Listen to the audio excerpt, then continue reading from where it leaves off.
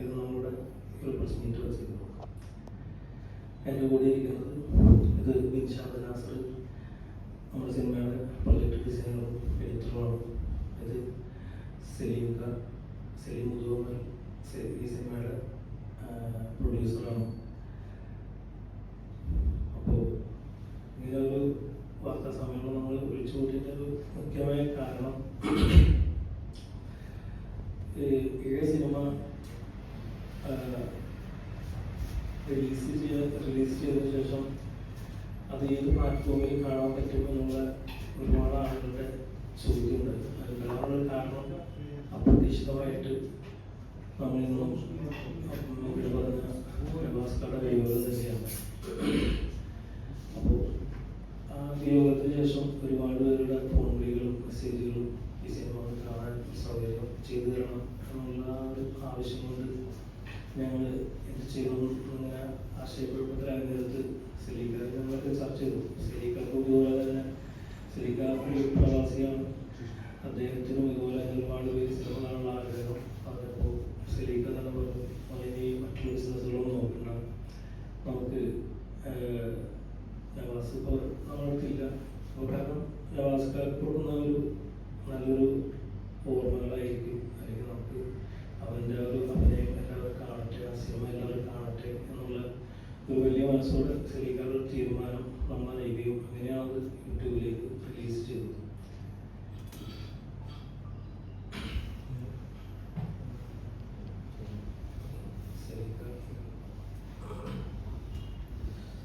എല്ലാവർക്കും നമസ്കാരം.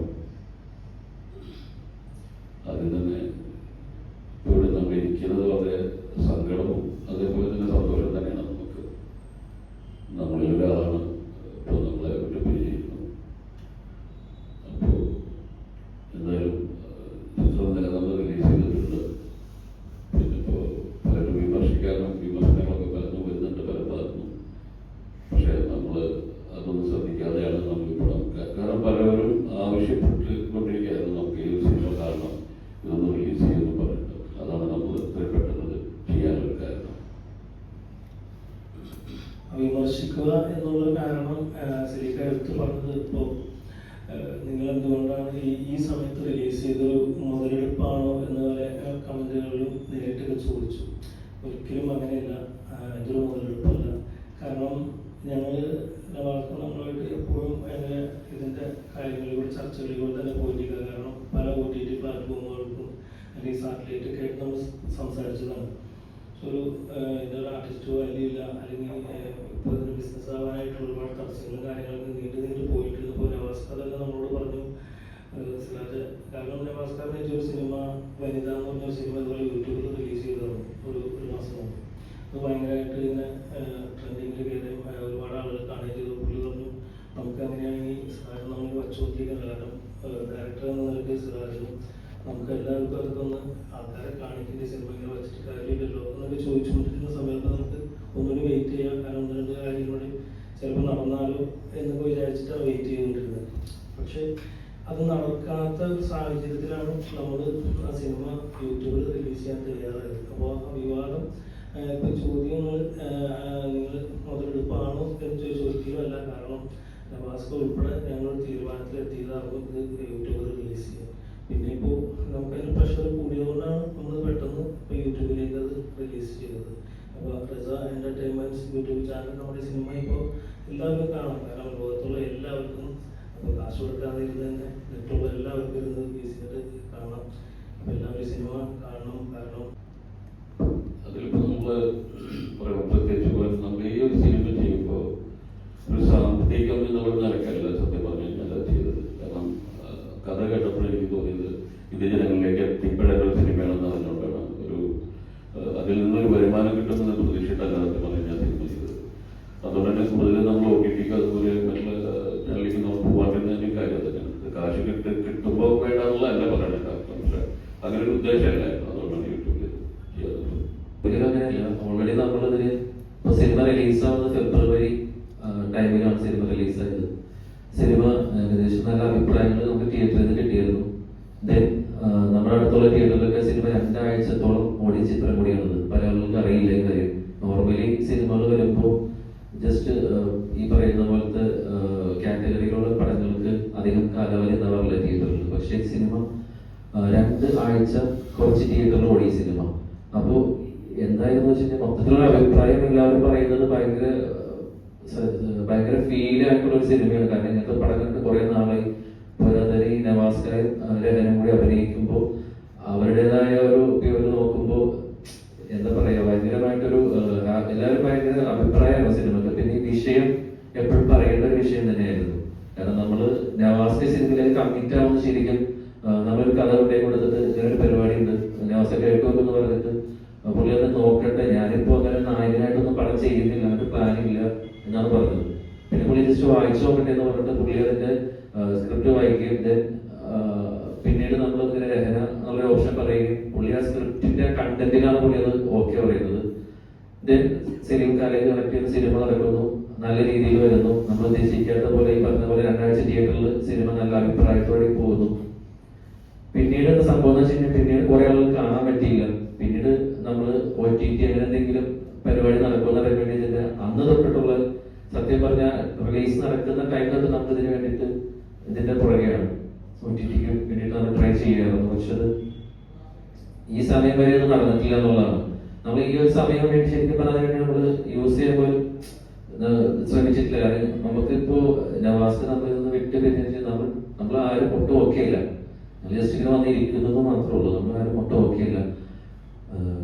സത്യം പറഞ്ഞാൽ ഞാനാണ് ആ പടത്തിന്റെ എഡിറ്ററും അതിന്റെ പ്രൊജക്ട് ഡിസൈനറാണ്. ഞാൻ ഈ പടം യൂട്യൂബിൽ ഇടാൻ വേണ്ടിയിട്ട് അതിന്റെ തലേദിവസം ഔട്ട് എടുക്കുന്ന സമയത്ത് വല്ലാത്തൊരു അവസ്ഥയെക്കൂടെ പോയി. ഞാൻ ഫുൾ ഓൺ ഒന്ന് ക്രോസ് ചെക്ക് ചെയ്യാൻ വേണ്ടി കണ്ടപ്പോൾ എനിക്ക് പല സിറ്റുവേഷൻസ് കണ്ടപ്പോൾ സഹിക്കാൻ പറ്റില്ല. കാരണം ഞാൻ ആ സ്റ്റുഡിയോ റൂമിന്റെ അകത്ത് ഒറ്റക്കാണ്. നവാസ്ക എന്ന് പറഞ്ഞത് ഞങ്ങളെ സംബന്ധിച്ച ഒരു ആർട്ടിസ്റ്റ് മാത്രമല്ല, ഞങ്ങളൊരു ഫാമിലി മെമ്പറെ പോലെ കണ്ടിട്ടുള്ള ഒരാളാണ്. അപ്പോൾ രഹനാണെങ്കിൽ ഞങ്ങൾ അവരുടെ വീട്ടിൽ പോയി, അവർ നമ്മുടെ വീട്ടിൽ വരെ, അങ്ങനെ ഞങ്ങൾ ഫാമിലി ആയിട്ട് ഭയങ്കര അറ്റാച്ച് ആണ്. അപ്പോൾ ഡയറക്ടറുടെ വീട്ടിലാണെങ്കിൽ സലീംഖാൻ അത്ര ക്ലോസ് ആയിട്ടുള്ളൊരു ആളുകളാണ്. അല്ലാതെ ഒരിക്കലും ഒരു ആർട്ടിസ്റ്റുള്ള രീതിയിൽ നമ്മളവരെ കണ്ടിട്ടില്ല, നമ്മളും അവരെ കണ്ടിട്ടില്ല. എന്നെയൊക്കെ ശരിക്കും ബ്രദറിനെ പോലെയാണ് നവാസ്ക എനിക്ക് എപ്പോഴും കോൺടാക്ട് ചെയ്യാറുണ്ട്, വിളിക്കാറുണ്ട്. അപ്പോ എനിക്കത് ആ പടം ഔട്ട് എടുക്കുന്ന സമയത്ത് സത്യം പറഞ്ഞാൽ ഒരു മരവിച്ച ഒരു അവസ്ഥയാണ്. കാരണം ഈ ന്യൂസ് അറിഞ്ഞപ്പോൾ ടോട്ടലി നമ്മുടെ കയ്യിൽ നിന്ന് പോയി. എന്താ ചെയ്യേണ്ട, എന്താ നമുക്ക് ഒന്നും ഇരുന്നോടൊന്നും എഴുന്നേക്കാൻ പറ്റാത്തൊരു സിറ്റുവേഷൻ ആയിരുന്നു.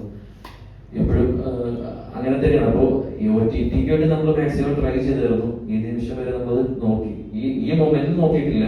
നവാസ്ക പറഞ്ഞു നമുക്കത് യൂട്യൂബിലേക്ക് പോകാം എന്ന് പറഞ്ഞോടത്ത് നമ്മളത് സ്റ്റോപ്പ് ചെയ്തായിരുന്നു. നമ്മൾ കുറെ യൂട്യൂബ് നോക്കട്ടെ നമ്മൾ വെയിറ്റ് ചെയ്തു. പിന്നെ ഒന്നും നടന്നില്ല. പിന്നെ കുറെ ആളുകൾ വിളിക്കുന്നുണ്ട്, മെസ്സേജ് ചെയ്യുന്നുണ്ട്, എന്താണ് ഈ പടം കാണാനായിട്ട് നമുക്കൊരു ഓപ്ഷൻ ഇല്ല. നിലവിൽ ഇപ്പൊ യൂട്യൂബിൽ ഇട്ടതിന് ശേഷം ഏകദേശം 1 മണിക്കൂർ കൊണ്ട് തന്നെ 1 ലക്ഷത്തിന് മുകളിൽ വ്യൂവേഴ്സ് കയറിയതുള്ളതാണ്. ഇപ്പൊ സ്റ്റിൽ ഏകദേശം 3.5 ലക്ഷത്തോളം ആളുകൾ സിനിമ കണ്ടു കഴിഞ്ഞു. നോർമലി സിനിമയെ സംബന്ധിച്ച് നമ്മളൊന്ന് പുൾ ചെയ്യാറുണ്ട്, പേയ്മെന്റ് കൊടുത്തിട്ട് പുഷ് ചെയ്യാറുണ്ട്. ഇതിന്റെ അങ്ങനത്തെ ഒരു പരിപാടി നമ്മൾ ചെയ്തിട്ടില്ല. അതായത് നമ്മൾ മനസ്സിലാക്കുന്ന സിനിമ കാണാൻ വേണ്ടി എത്ര ആളുകൾ വെയിറ്റ് ചെയ്ത് എന്നുള്ള കമന്റ്സ് നോക്കി കാണാൻ പറ്റും. നമ്മൾ കണ്ട് സത്യം പറഞ്ഞാൽ സഹിക്കാൻ പറ്റില്ല. പല ആളുകളും വിളിച്ചിട്ട് പറഞ്ഞു സിനിമ തുടക്കം കണ്ട സമയത്ത് നിർത്തിയൊക്കെ കാണാൻ പറ്റിയിട്ടില്ല ബ്രോ, എന്തായാലും കണ്ടിട്ട് തീർച്ചയായിട്ടും വിളിക്കുന്നുണ്ടെന്നുള്ള ഒരുപാട് ആളുകളുടെ അഭിപ്രായം കണ്ടപ്പോൾ നമുക്ക് സത്യം പറഞ്ഞാൽ സഹിക്കാൻ പറ്റാത്തൊരവസ്ഥ കൂടെ തന്നെയാണ് നമ്മളിപ്പോൾ പോയിക്കൊണ്ടിരിക്കുന്നത്. ഇതിന്റെ തുടക്കത്തിലെ ഒരു ഇൻകം റിട്ടേൺസ് ഒന്നും കിട്ടില്ല എന്ന രീതിയിൽ തന്നെയാണോ പ്ലാൻ ചെയ്തിട്ടാണ് അത് തുടങ്ങിയത്? ഈ കഥ ജനങ്ങളിലേക്ക് എത്തിക്കണം എന്നുള്ള ഉദ്ദേശം മാത്രമാണ് ഉണ്ടായിരുന്നത്? അല്ല, അത് സിനിമ എന്ന് പറഞ്ഞൊരു വ്യവസായമാണ്, ബിസിനസ് തന്നെയാണ്. കാരണം ഇതിനേക്കാൾ വേണ്ടി സിനിമ ചെയ്യണം. പക്ഷെ എങ്കിലും കലാമൂല്യമുള്ള അല്ലെങ്കിൽ നമ്മൾ ചില വിഷയങ്ങൾ പറയേണ്ട, ഇപ്പം എൻ്റെ തന്നെ എനിക്ക് തന്നെ പറയേണ്ട കുറേ വിഷയങ്ങളുണ്ട്. പക്ഷെ അതിനൊക്കെ പ്രൊഡ്യൂസർ വന്ന് കിട്ടുക എന്നുള്ളത് ഒരു ഭാഗ്യമാണ്. കാരണം എല്ലാ പ്രൊഡ്യൂസറുകളും ഇപ്പം ആര് ബിസിനസ് നമ്മൾ എന്തെങ്കിലും ബിസിനസ് ചെയ്യുമ്പോൾ അതിൽ നിന്ന് 10 ഇരട്ടി ലാഭം പ്രതീക്ഷിച്ചിട്ട് തന്നെയാണ് എല്ലാവരും നിൽക്കുന്നത്. ഇതില് അങ്ങനെ ലാഭം സലീഖ പ്രതീക്ഷിച്ചിട്ടുണ്ടോ ഇല്ലാതെ തന്നെയാണ് സലീഖ അന്നും ഇതും പറഞ്ഞത്. പിന്നെ ലോട്ടറിയാണ്, കിട്ടിയാൽ അത് വലിയൊരു ഭാഗ്യമാണ്. കോടികൾ മുടക്കിയ സിനിമകൾക്കും കിട്ടാതെ പോകുന്നുണ്ടല്ലോ. അപ്പോൾ പ്രതീക്ഷിക്കാത്ത സിനിമകളും നമുക്ക് ഹിറ്റാവുന്നുണ്ട്. അപ്പോൾ അതൊക്കെ അങ്ങനെ ആ രീതിയിൽ നമുക്ക് കണക്കൂട്ടാം. പിന്നെ ഭാസ്കരനെ നമുക്ക് കൂടുതലായിട്ട് കണ്ടിട്ടുള്ളത് കോമഡി കാര്യങ്ങൾ ചെയ്തിട്ട് അത് പ്രേക്ഷകർ ഭയങ്കരമായിട്ട് സ്വീകരിച്ചത്. പക്ഷെ ഇതിലേക്ക് വരുമ്പോൾ ഭയങ്കര സീരിയസ് ആയിട്ടുള്ള ക്യാരക്ടറാണ്, ഭയങ്കര അഭിനയത്തിന് ഭയങ്കര പ്രാധാന്യമുള്ള ക്യാരക്ടർ. പക്ഷെ എന്നിട്ടും OTTക്ക് സെയിൽ ആവുന്നില്ല എന്ന് പറയുന്നത് ഭയങ്കര സങ്കടമായ കാര്യമില്ലേ? തീർച്ചയായിട്ടും. കാരണം അത്തരം ഒരു നിലപാടുകളാണ് OTT പ്ലാറ്റ്ഫോമും ഇതൊക്കെ. സിനിമയുടെ ഒരു സ്റ്റൈല് തന്നെ ഒരുപാട് മാറി. ഇപ്പൊ നമുക്കറിയാം, നമ്മൾ പണ്ട് കണ്ടുപിടിച്ച സിനിമകളുടെ സ്റ്റൈലൊന്നല്ല, അതിന്റെ റൂട്ടിലല്ല ഇത് പോയിട്ടിരിക്കുന്നത്. കാരണം നല്ല സിനിമകളെ OTT-ക്കാര് ശരിക്കും പറഞ്ഞു കഴിഞ്ഞാൽ ഒരു പ്രൊമോട്ട് ചെയ്യുന്നില്ല. കാരണം ഒരുപാട് നല്ല സിനിമകൾ തിയേറ്ററിൽ വിജയിക്കാതെ പോയ സിനിമകൾ OTT-ക്കാർ, കാരണം ഇതിനകത്ത് ആർട്ടിസ്റ്റ് വാല്യൂ എന്നാണ് പറയുന്നത്. കാരണം ആർട്ടിസ്റ്റ് വാല്യൂ എന്നുള്ള സാധനം ഇല്ല ഇപ്പോൾ. കാരണം നല്ല കണ്ടന്റ് ഉണ്ടെങ്കിൽ ആർക്കും സിനിമ വിജയിപ്പിക്കാം. പക്ഷെ തിയേറ്ററിലേക്ക് ആളുകൾ വരുന്നത് എപ്പോഴും ആർട്ടിസ്റ്റ് വാല്യൂവിന്റെ അല്ലെങ്കിൽ ഒരു പരിചയം വെച്ചിട്ടാണ് വരുന്നത്. അവിടെ പലപ്പോഴും OTT-യിൽ വരുമ്പോഴൊക്കെയാണ് പല സിനിമകളെ കുറിച്ച് നല്ല അഭിപ്രായങ്ങൾ വന്നത്. അപ്പോൾ അങ്ങനത്തെ ഒരു സാഹചര്യത്തിൽ കൂടെയൊക്കെ പോയിക്കൊണ്ടിരിക്കുന്നത്. നമ്മൾ നിസ്സഹായരാണ്. കാരണം സോഷ്യൽ മീഡിയ, മറ്റുള്ള മീഡിയകളൊക്കെ എല്ലാവരും നമ്മളെ ലൈവായിട്ട് നിൽക്കുന്നതുകൊണ്ട് നമുക്കത് എത്രത്തോളം വർക്കാവും എനിക്ക് അറിയില്ല ശരിക്കും പറയുന്നത്.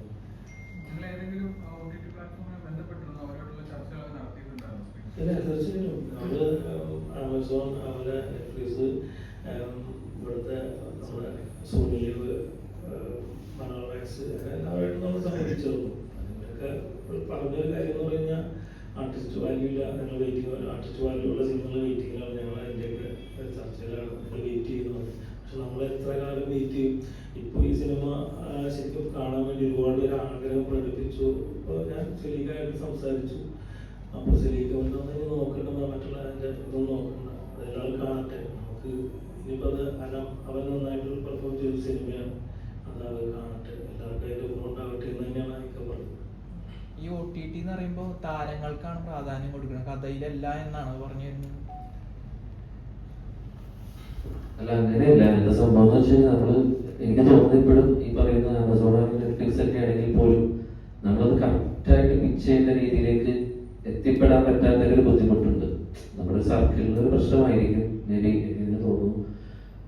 നമ്മളതിനു വേണ്ടി ട്രൈ ചെയ്തിട്ടുണ്ട്, മാക്സിമം ട്രൈ ചെയ്തിട്ടുണ്ട്. പക്ഷെ എന്തുകൊണ്ടും അത് എത്തിപ്പെടുന്നില്ല. അതെന്താണെന്നുള്ളത് കറക്റ്റ് ഇപ്പോഴും ഒരു വ്യക്തതയില്ലാത്ത ഒരു കാര്യം തന്നെയാണ്. എന്താണ് OTT പ്രതീക്ഷിക്കുന്നത്, അല്ലെങ്കിൽ അവരെന്താണ് ആഗ്രഹിക്കുന്നത് നമുക്കറിയില്ല. കാരണം അവരെടുക്കുക, കാരണം നമ്മളൊരു കണ്ടന്റായിട്ട് നമ്മളവരെ സമീപിക്കുമ്പോൾ അവരിത് എടുക്കണ്ടേ. പിന്നെ പല ആളുകളും അത് ഫ്രീ ആയിട്ട് കൊടുക്കുകയാണെങ്കിൽ അവർ വേണമെങ്കിൽ നിങ്ങൾക്ക് ഇട്ട് തരാമെന്ന് പറഞ്ഞാൽ അങ്ങനെ നമുക്ക് ചെയ്യേണ്ട ഒരു ആവശ്യമില്ലല്ലോ. ഇങ്ങനെ ഒരു സാഹചര്യത്തിൽ ഏതെങ്കിലും സംഘടനകളുടെ ഒരു സഹായം നിങ്ങൾ പ്രതീക്ഷിച്ചിരുന്നോ, അല്ലെങ്കിൽ കിട്ടിയിരുന്നോ? അവർക്ക് എന്തെങ്കിലും ചെയ്യാൻ പറ്റുന്ന സാഹചര്യം ഉണ്ടായിരുന്നോ? അങ്ങനെ എന്തെങ്കിലും സിനിമാ സംഘടനകളുടെ അങ്ങനെ ഒന്നും ആരും ബന്ധപ്പെട്ടിട്ടില്ലല്ലോ. കാരണം അങ്ങനെ ഇപ്പൊ സംഘടനകളുടെ ബേസിലൊന്നും ആരും അങ്ങനെ ഞങ്ങൾ സമീപിച്ചിട്ടില്ല. കാരണം ഓരോരുത്തരെയും പ്രൊഡക്റ്റാണല്ലോ. അപ്പോൾ നമ്മൾ നമ്മുടേതായ റൂട്ടിൽ കൂടെയാണ് പോയിരുന്നത്. ആരും നമ്മളെ വിളിച്ചിട്ട് നമുക്ക് വേണ്ടി നോക്കാം എന്ന് പറഞ്ഞില്ല. സത്യം പറഞ്ഞാൽ ഇപ്പോൾ യൂട്യൂബിൽ ഇട്ടതിന് ശേഷം ഇന്നലെ എൻ്റെ അടുത്ത ഒരാളെ പറഞ്ഞു, നീ എൻ്റെ അടുത്തൊരു വാക്ക് പറയാൻ പാടില്ലായിരുന്നു, ഞാനത് നല്ലൊരു പ്ലാറ്റ്ഫോമിൽ ചെയ്ത് തന്നേനോന്നൊക്കെ പറഞ്ഞു.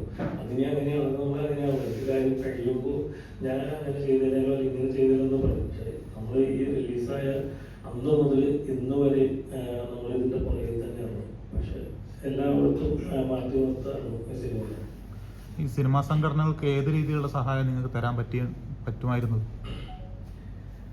സിനിമ സംഘടനകൾക്ക് സാധിക്കുന്ന ഒരു കാര്യമാണോ എന്ന് എനിക്കറിയാൻ പാടില്ല. കാരണം OTT എന്ന് പറയുമ്പോൾ ഒരു അവര് ബിസിനസ്സായിട്ടിരിക്കുന്ന ആൾക്കാരാണല്ലോ. ഇപ്പോൾ അവർക്ക് സംഘടനകൾ പ്രഷർ കൊണ്ട് ആർക്കെങ്കിലും ഏതെങ്കിലും സിനിമ വിജയിപ്പിക്കാൻ പറ്റുമെന്ന് എനിക്ക് തോന്നുന്നില്ല, ഞാൻ വിശ്വസിക്കുന്നില്ല.